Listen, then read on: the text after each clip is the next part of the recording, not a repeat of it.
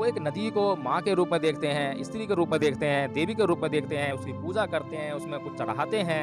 इतना अंधविश्वास हमारे आज समाज में व्याप्त है। मैं ये सोचने पे मजबूर होता हूँ कि आखिर नदी है क्या?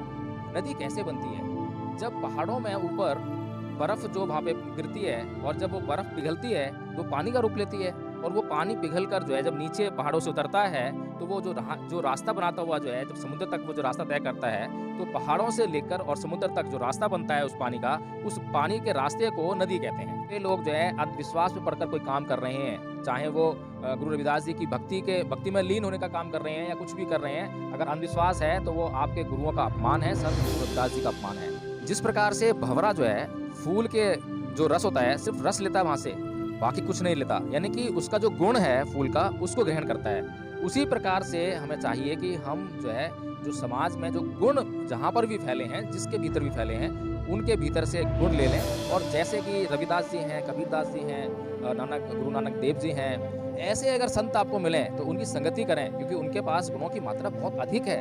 और अगर आपको कहीं अरहत पुरुष मिल जाए तो अरहत पुरुष की संगति तो सबसे बेहतर है। और कहीं अगर आपके समय में बुद्ध हो जाएं, हालांकि बहुत दुर्लभ है बुद्ध का होना, लेकिन अगर बुद्ध हो जाएं तो आप निसंदेह बहुत सौभाग्यशाली हैं।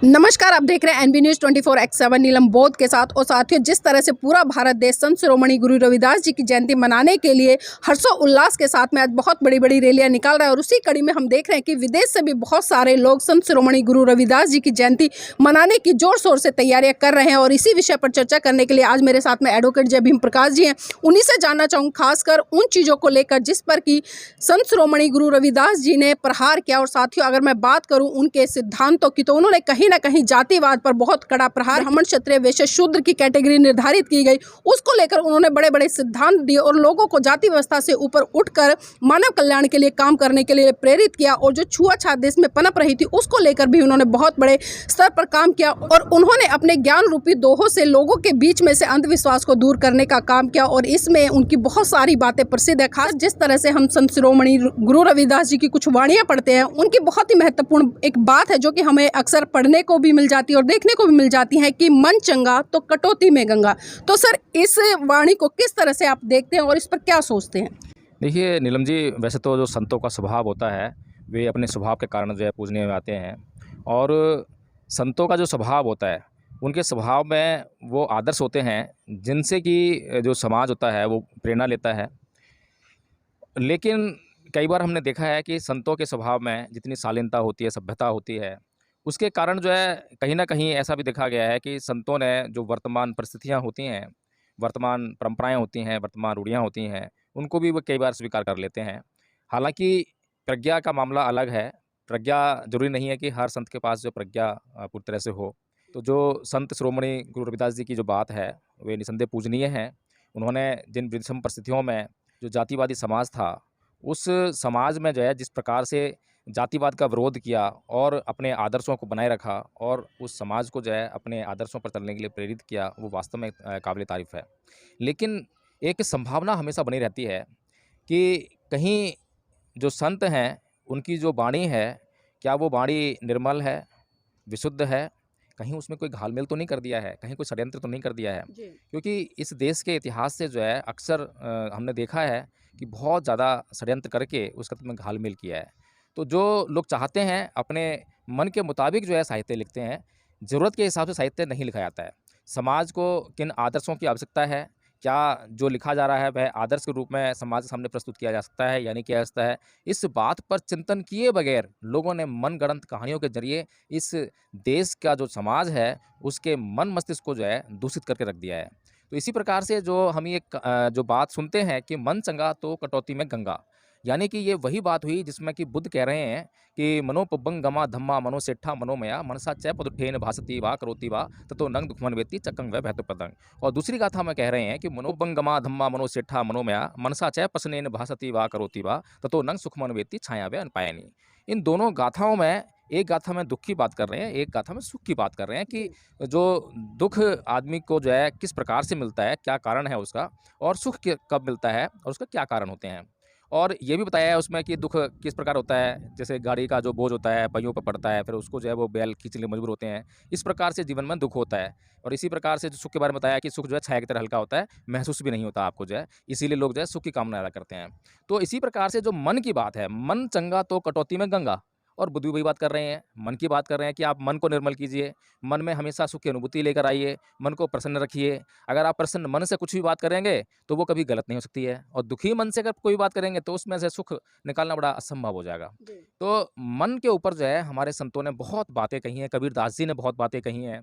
कबीरदास जी ने जो है उस समय का जो समाज था, उसको जगाने के लिए इतने बड़े-बड़े तर्क दिए, बड़े सामान्य से लगते हैं तर्क जो है, लेकिन ये सामान्य से तर्क जो है कितनी बड़ी-बड़ी बात कह देते हैं कि पत्थर पूजे हरि मिले तो मैं पूजूँ पहाड़।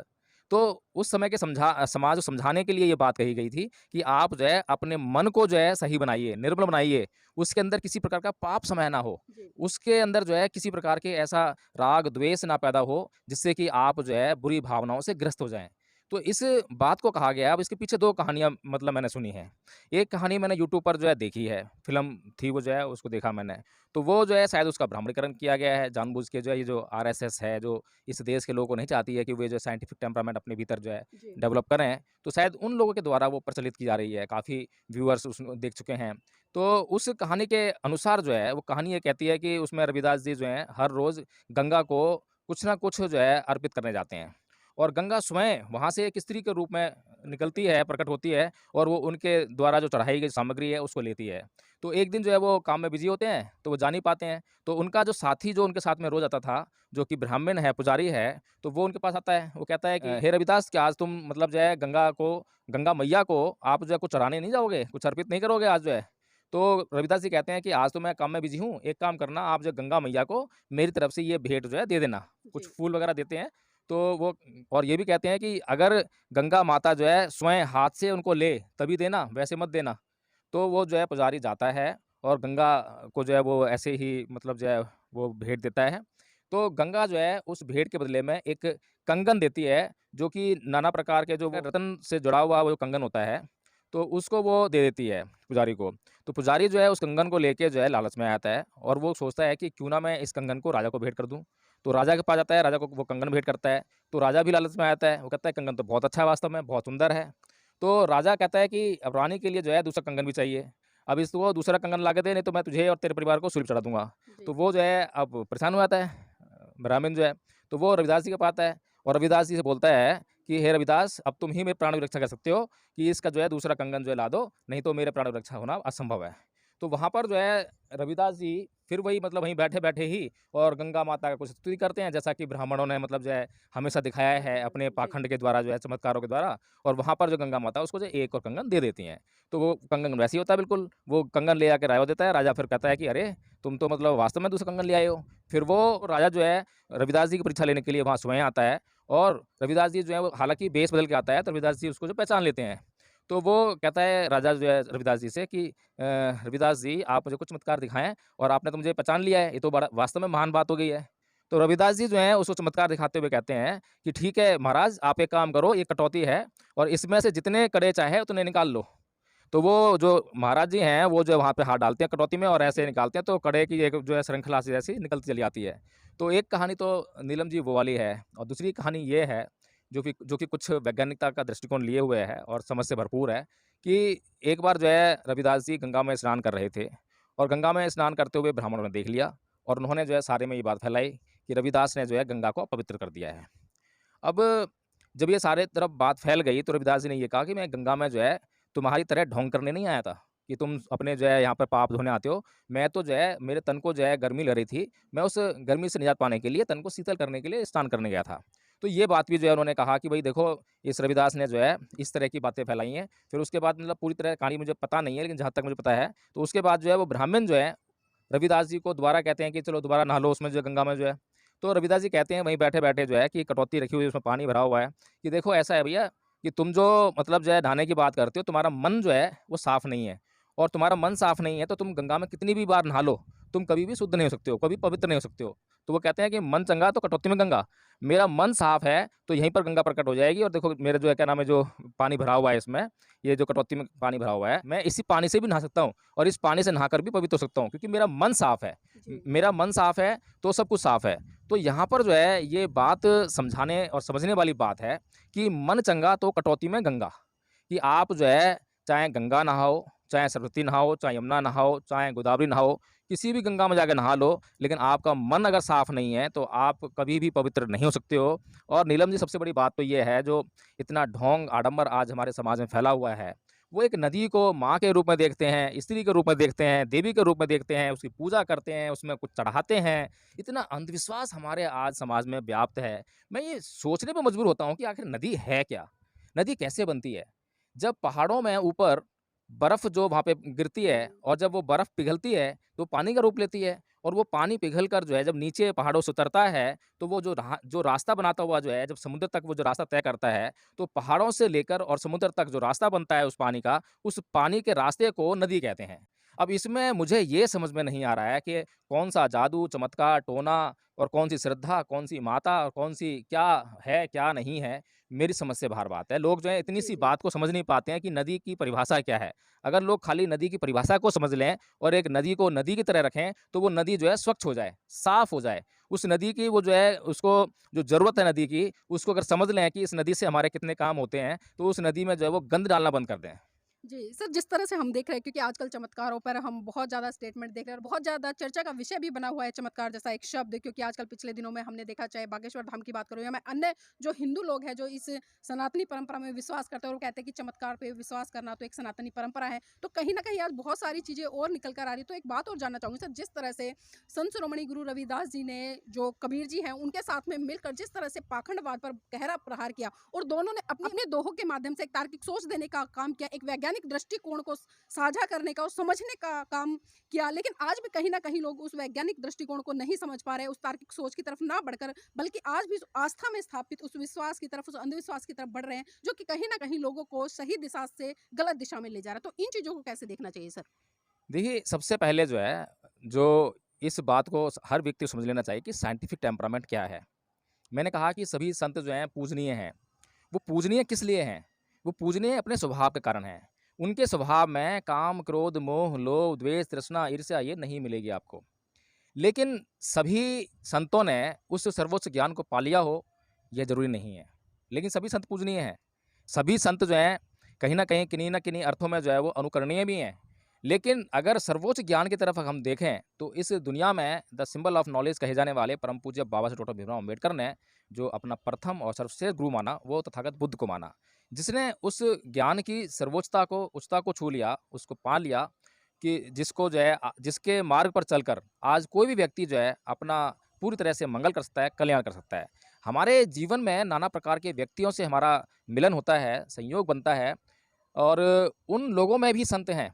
आप में, मुझ में भी संत हैं। लेकिन कितना संतपन है और कितना दुर्जनपन है, ये हमें जो है खुद जाँच करनी चाहिए और जो संतपन है उसको निकाल लें और जो दुर्जनपन है उसको वहीं छोड़ दें। जिस प्रकार से भँवरा जो है फूल के जो रस होता है, सिर्फ़ रस लेता है वहाँ से, बाकी कुछ नहीं लेता। यानी कि उसका जो गुण है फूल का, उसको ग्रहण करता है। उसी प्रकार से हमें चाहिए कि हम जो है, जो समाज में जो गुण जहाँ पर भी फैले हैं, जिसके भीतर भी फैले हैं, उनके भीतर से गुण ले लें और जैसे कि रविदास जी हैं, कबीरदास जी हैं, गुरु नानक देव जी हैं, ऐसे अगर संत आपको मिलें, तो उनकी संगति करें क्योंकि उनके पास गुणों की मात्रा बहुत अधिक है। जी। और अगर आपको कहीं अरहत पुरुष मिल जाए, तो अरहत पुरुष की संगति तो सबसे बेहतर है।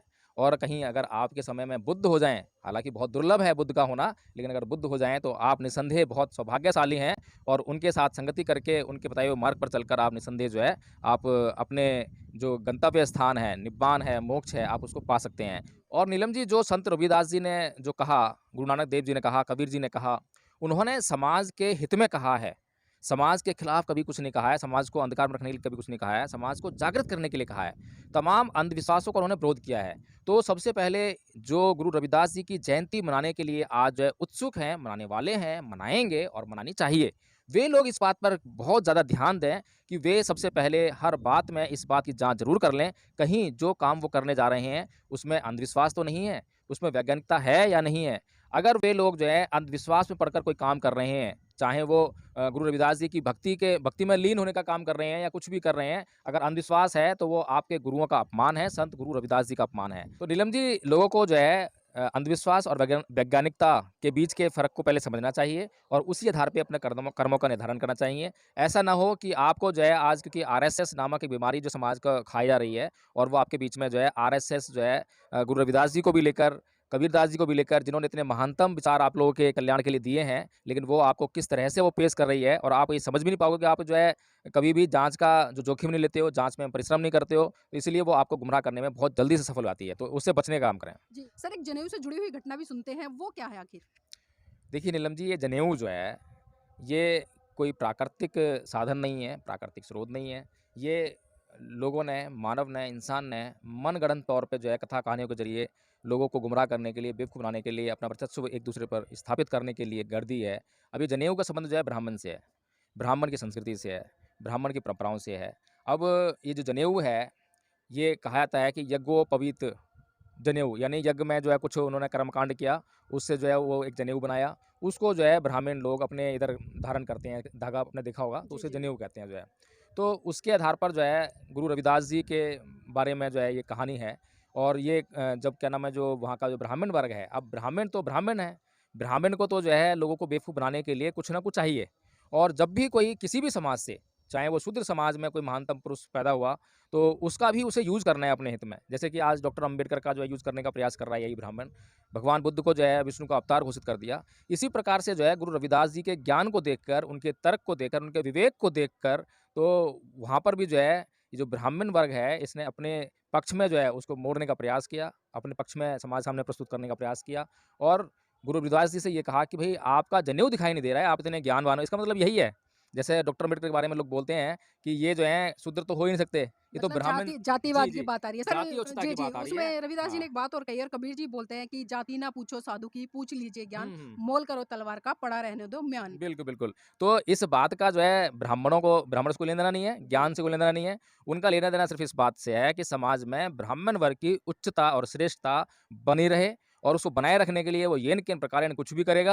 अम्बेडकर के साथ में जो बाबा साहब डॉक्टर भीमराव अम्बेडकर जो लिखते हैं शब्द जो है हम जो है, तो जो अम्बेडकर शब्द है, उसके बारे में बोलता है कि वो अम्बेडकर शब्द जो है किसी ब्राह्मण के द्वारा दिया गया है। वो नाना प्रकार से ऐसी कहानियाँ गढ़ेगा और ये साबित करने का प्रयास करेगा कि ये व्यक्ति जो है शूद्र तो है ही नहीं ये। तो रविदास जी के बारे में भी, उनके जन्म के बारे में भी ऐसी कहानियाँ जो हैं ब्राह्मण समाज ने फैला दी हैं कि ये शूद्र समाज में पैदा किस तरह से हुए, हैं? और पूर्व जन्म में वो ब्राह्मण थे। तो कबीरदास जी के बारे में बताते हैं कि कबीरदास जी के गुरु जो हैं रामानंद जी थे, ब्राह्मण थे। अब ये मुझे समझ में नहीं आता कि गुरु और शिष्य का जो अंतर तो समझना चाहिए लोगों को कि एक आदमी जो है अपने गुरु को एक बहुत छोटी-सी बात समझा रहा है और वो गुरु कैसा गुरु है? इतना मूर्ख गुरु है कि उसे पता नहीं है कि मरी हुई गाय जो है घास नहीं खा सकती है।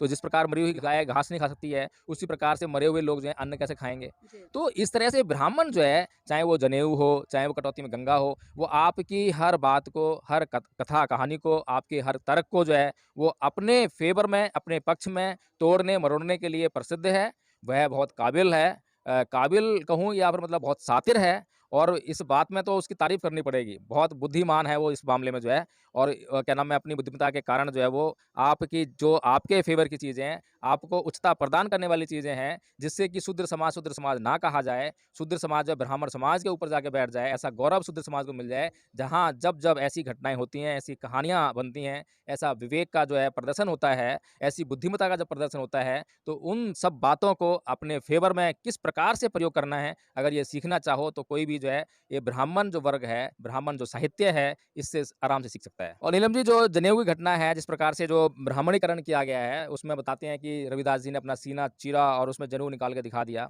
तो ये कोई भी समझ सकता है कि ये चमत्कार वाली बात है, जादू वाली बात है, टोने वाली मतलब ये बात तो है। सर वो जिस तरह से हम रामायण में पढ़ते हैं, हाँ। प्रकरण देखते हैं कि हनुमान जी ने अपना सीना हाँ, चीर हाँ, हाँ। के राम जी को दिखा दिया था, उसी तरह बिल्कुल, की घटना बिल्कुल। हुई। मतलब ये है कि रविदास जी के जो ज्ञान है, उससे समाज को दूर करने के लिए रविदास जी की पूजा करना चमत्कार। शुरू करवा दो। रविदास जी की जब पूजा में, भक्ति में समाज लीन हो जाएगा, तो ज्ञान नहीं पढ़ पाएगा। अब मान लो कोई भी व्यक्ति जो है रविदास जी के मंदिर में जाए और वहाँ 2 घंटे तक जो है रविदास जी की भक्ति में कीर्तन करता रहे, अब रविदास जी के जो लिखे हुए दोहे हैं, उसको पढ़ने के लिए तो टाइम चाहिए। अब वो 2 घंटे में अगर वो दोहे पढ़ ले, तो उसके माइंड का विकास हो जाएगा, जागृति आ जाएगी और वो समाज में जाके उसका प्रचार करेगा, तो वो समाज जो जागृत हो जाएगा और समाज जागरूक हो गया, तो वो ब्राह्मण का जो वर्चस्व बना हुआ है इस समाज में जो है, वो खत्म हो जाएगा और जो ये शूद्र समाज, जो पददलित बना हुआ है, आर्थिक शोषण सहने के लिए मजबूर है, नाना प्रकार का शोषण सहन कर रहा है, जातिवाद को अपने ऊपर सहन कर रहा है, तो वो शोषण से मुक्त हो जाएगा। अब वो मुक्त ना हो और शोषण चलता रहे और ब्राह्मण का वर्चस्व बना रहे, इसीलिए ब्राह्मण ये चाहता है कि रविदास जी की पूजा हो, अंबेडकर की पूजा हो, बुद्ध की पूजा हो, इनके ज्ञान को लोग भूल जाएँ, इनके ज्ञान के संपर्क में लोग ना आएँ। तो इसलिए जो है रविदास जी को पूजने वाले लोगों को ये सोचना पड़ेगा कि आप जयंती मना रहे हैं, लेकिन रविदास जी के बारे में आप कितना जानते हैं? रविदास जी का ज्ञान क्या है? तो रविदास जी के असली ज्ञान को समझिए, पहचानिए और ये जो चमत्कारों से आप जितना जल्दी दूर हो जाएँ, उतना बढ़िया है। चमत्कारों में विश्वास बंद कर दीजिए, वैज्ञानिकता में विश्वास कीजिए, कॉज़ एंड इफ़ेक्ट, कार्य और कारण का जो सिद्धांत है, उसमें विश्वास कीजिए कि किसी भी घटना के पीछे कोई न कोई कारण होता है और बिना कारण के कोई भी घटना घटित नहीं होती है। जी, बहुत-बहुत धन्यवाद सर आज की इस चर्चा में जुड़ने के लिए और साथियों जिस तरह से बिल्कुल स्पष्ट कर दिया यहाँ पर क्योंकि जिस तरह से संत शिरोमणि गुरु रविदास जी का हम इतिहास पढ़ते हैं, उनके बारे में पढ़ते हैं, उनके द्वारा जितनी भी रचनाएँ लिखी गई हैं, दोहों के माध्यम से या कविता के माध्यम से वो आपको बहुत बड़ा संदेश देती है। लेकिन आज कहीं न कहीं विडंबना है कि जो एक संस्कृति है लगातार वो दूसरी संस्कृति पर हावी होने का काम कर रही है और इस देश के जो सच्चे महान पुरुष थे, जिन्होंने कि इस देश में साइंटिफिक टेम्परामेंट को स्थापित करने के लिए काम किया, लोगों को जगाने का काम किया, लेकिन आज उन्हीं के लोगों को कहीं न कहीं पाखंडवाद में, रूढ़िवादी परंपराओं में और चमत्कार जैसी चीज़ों में और खासकर भक्ति में इल्झाकर जो दूसरी संस्कृति के लोग हैं, वो उसको उस तरफ बढ़ा रहे हैं। लेकिन आज ये लोगों का नैतिक दायित्व बनता है कि अगर आप शिक्षित हैं, तो शिक्षित होने के साथ-साथ में आप जागरूकता का भी परिचय दीजिए और जागरूकता के तहत समझिए कि आप कहीं उस भक्ति में तो नहीं जा रहे, जिस भक्ति के लिए आपके महान पुरुषों ने आपको मना किया है। और मैं समस्त देशवासियों के साथ-साथ में पूरे विश्व को संत शिरोमणि गुरु रविदास जी की जयंती की बहुत-बहुत मंगल कामनाएँ देती हूँ और उम्मीद करती हूँ कि उनके सिद्धांतों पर चलकर आप इस देश का विकास करें।